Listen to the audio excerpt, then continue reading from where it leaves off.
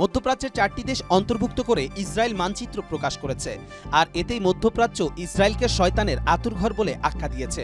মানচিত্র প্রকাশের পর থেমে থাকেনি ইসরায়েলের গলার কাটা ইরান। হুঁশিয়ারি দিয়ে জানিয়েছে, ইসরায়েলের এই আগ্রাসী মনোভাব বন্ধ না হলে দ্রুতই তাদেরকে নিশ্চিহ্ন করে দেয়া হবে। মধ্যপ্রাচ্যের 4টি আরব দেশ অন্তর্ভুক্ত করে বৃহত্তর ইসরায়েলের মানচিত্র প্রকাশ করেছে নেতানিয়াহু। নতুন মানচিত্রে ফিলিস্তিন, জর্ডান, সিরিয়া, লেবাননের ভূখণ্ডকে বৃহত্তর ইসরায়েলের অংশ বলে দাবি করা হয়েছে। শিয়া বাটার ও ভিটামিন ই সমৃদ্ধ Lily glam beauty soap. Lily, always beautiful. এ ঘটনায় প্রতিবাদের ঝড় তুলেছে মধ্যপ্রাচ্যের দেশগুলো। ইরানের এক সামরিক কর্মকর্তা বলেন, ইসরায়েল বর্বর জাতি। আন্তর্জাতিক চাপ থাকা সত্ত্বেও পুনরায় এই ধরনের কাজ চরম অন্যায়ের শামিল। তাদের এই আগ্রাসী মনোভাব বন্ধ না হলে তাদের স্বপ্নকে ধূলিসাৎ করতে ইরান একাই যথেষ্ট। মানচিত্র প্রকাশের পরই নিন্দার ঝড় ওঠে।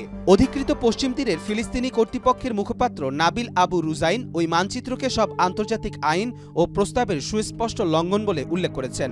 রুবেইন আরও বলেন, ইসরায়েলের দখলদারির নীতি, অবৈধ বসতি স্থাপনকারীদের হামলা এবং আল আকসা মসজিদের বিরামহীন অবমাননা বন্ধ করতে জরুরি ভিত্তিতে আন্তর্জাতিক সম্প্রদায়ের পদক্ষেপ নেওয়া উচিত।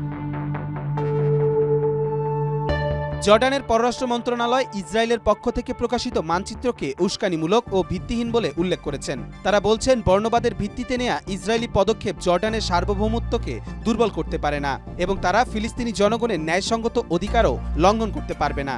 সেই সঙ্গে ইসরায়েল সরকারকে অবিলম্বে এই ধরনের উস্কানিমূলক পদক্ষেপ ও বেপরোয়া বক্তব্য বন্ধ করতে বলেছে।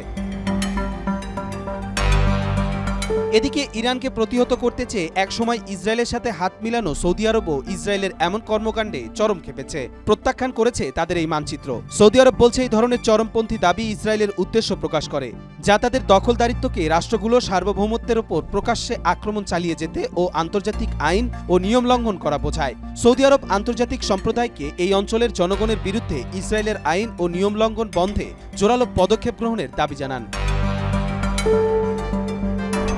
কবির চৌধুরী জয়, মাই টিভি।